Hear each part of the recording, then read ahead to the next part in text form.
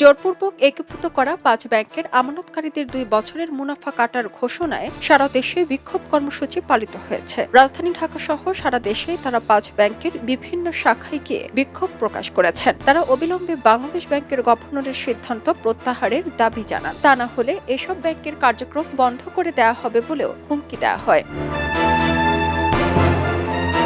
আজ মঙ্গলবারের মধ্যে সিদ্ধান্ত প্রত্যাহার না করলে পরবর্তী সময়ে বাংলাদেশ ব্যাংকের সামনে কাফনের কাপড় সহ আত্মঘাতী কর্মসূচি অথবা মতিঝিল শাটডাউন কর্মসূচি সহ আরও বড় ধরনের আন্দোলনের ডাক দেওয়া হবে বলে জানিয়েছেন ভুক্তভোগী ব্যাংক আমানতকারী অ্যাসোসিয়েশনের নেতারা। সোমবারও চট্টগ্রাম, কুমিল্লা সহ দেশের বিভিন্ন এলাকায় ৫ ব্যাংকের শাখাগুলোতে আমানতকারীরা বিক্ষোভ করেছেন।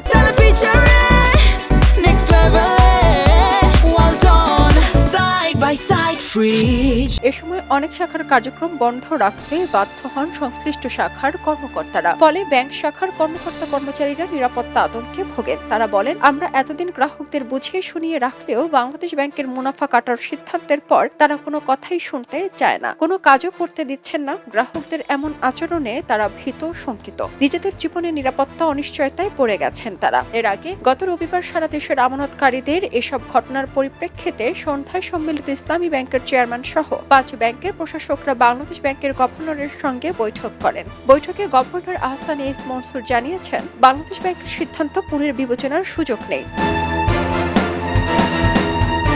ইসলামী ব্যাংকের চেয়ারম্যান আইয়ুব মিয়া খবরের কাগজকে বলেন, আন্তর্জাতিক রীতি মেনেই হেয়ার কাটের সিদ্ধান্ত নেওয়া হয়েছে, তাই এটি পরিবর্তনের সুযোগ নেই। তবে আমানতকারীদের ডিপোজিট স্কিমের বিপরীতে ২০% ঋণের সীমা দ্বিগুণ করা হয়েছে। তারা চাইলে ৩০-৪০% ঋণ নিতে পারবে। ইসলামী ব্যাংকিং নিয়ম অনুযায়ী এসব ব্যাংকে স্থায়ী মুনাফার হার থাকে না, মুনাফা বা ক্ষতির নীতি অনুসরণ করা হয়। অর্থাৎ বাংলাদেশ ব্যাংক যে আমানতকারীদের হিসাব থেকে ২ বছরের মুনাফা কেটে নেওয়ার সিদ্ধান্ত নিয়েছে, সেটি পুনর্বিবেচনার সুযোগ একেবারেই নেই।